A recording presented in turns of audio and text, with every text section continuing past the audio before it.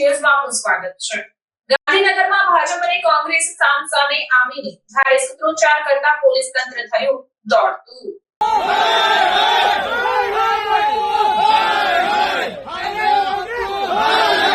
રાહુલ ગાંધીના નિવેદનને લઈને દેશભરમાં ભાજપ કોંગ્રેસના કાર્યકરો સામસામે આવીને વિરોધ સમર્થનમાં સૂત્રોચ્ચાર કરી રહ્યા છે।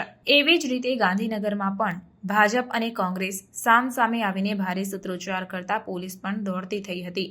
તો કોંગ્રેસ કાર્યાલય ખાતે સૂત્રોચ્ચાર કરનાર સામે ગુનો દાખલ કરવાની માંગ કરાઈ છે। રાહુલ ગાંધીના વિવાદાસ્પદ નિવેદન બાદ ભાજપ અને કોંગ્રેસ પક્ષ સામસામે આવ્યા છે। વિપક્ષના નેતા તરીકે સાંસદ રાહુલ ગાંધીએ ભાષણ આપ્યું હતું, જેમાં રાહુલ ગાંધીએ નિવેદન કર્યું હતું કે જે પોતાને હિન્દુ કહે છે તે 24 કલાક હિંસા અને હિંસા ઈચ્છે છે, જુઠ્ઠાણા ફેલાવે છે। તેઓ હિન્દુ નથી। રાહુલ ગાંધીના વિવાદાસ્પદ નિવેદન બાદ ભાજપ અને કોંગ્રેસ પક્ષ સામસામે આવ્યા છે।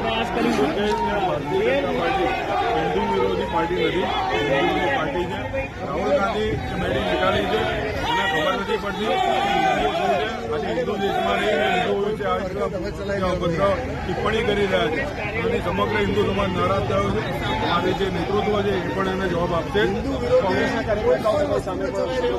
કોંગ્રેસના કાર્યકર્તાઓ પણ અત્યારે હિન્દુ છે, એમને પણ ખબર છે કે અમે હિન્દુ છીએ અને આ બધું ખોટું થઈ રહ્યું છે, એટલે એ લોકો એમના खबरों के लिए चैनल को सब्सक्राइब कीजिए।